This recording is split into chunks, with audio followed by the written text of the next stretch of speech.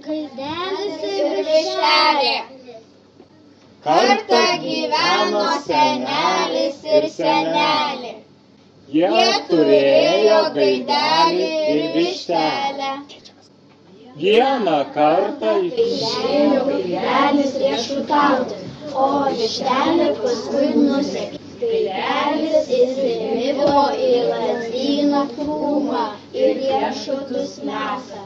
O vištelė stringinėja aplinkui ir verkia.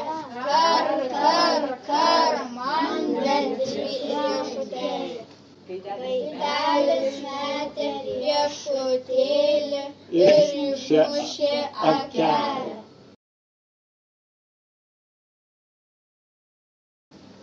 Vištelė pasiskundė seneliui, kad gaidelis akelę išmušė.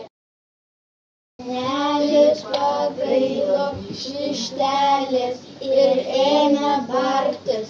Gaidžiukai, kam tu vištytei akelę išmušei?